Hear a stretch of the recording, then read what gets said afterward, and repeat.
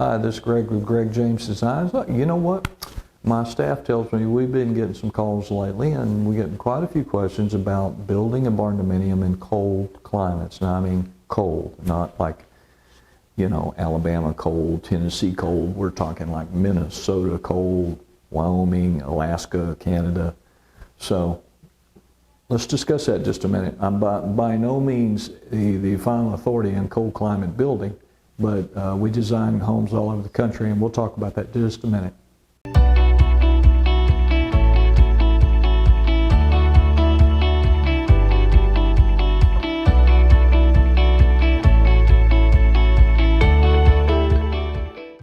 Okay, so building a barndominium in cold climate. Can I build a barndominium in cold climate? Absolutely. People do it all the time.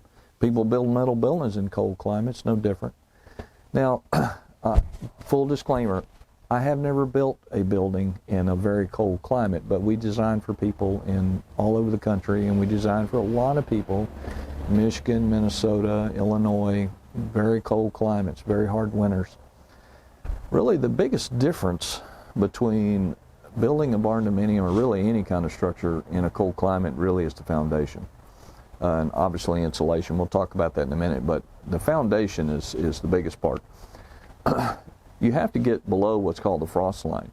So I remember a while back I was doing a large 100-year-old barn for a client in northern Ohio, in very cold winters. And as I was moving along in this design process, he said, you know, I have to put my stem walls for my foundation at 48 inches deep. I'm like, wow, that is deep. We only have to go about 16 to 18 inches in Oklahoma and Texas, so very deep. So in other words, he had to dig down 4 to 5 feet to get down below the frost line because of the hard winters, and keep that building from heaving up. And so really the foundation's the biggest thing. And that just depends on where you're building. Now, what about snow loads? Well, that's a big deal. Some parts of the country, they get a ton of snow, and so that's a big deal. A couple of things I'd recommend is obviously going with a little steeper pitch roof, obviously, so snow slips off. It doesn't retain as much snow. I would also consider, you know, how you treat the perimeter of the roof is really important, so be sure that everything is closed up nice and tight.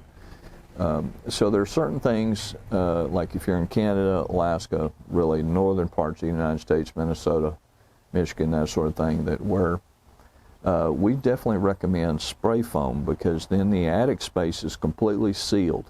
You don't have any cold, moist air entering the attic causing issues. And so if you spray foam your building, you do adequate job really beefing up your insulation, putting quality windows in, just like any home you would build in the north. I mean, you know, you want good windows, really good insulation. The building needs to be nice and tight. You really want quality doors, just your typical building efficiency items.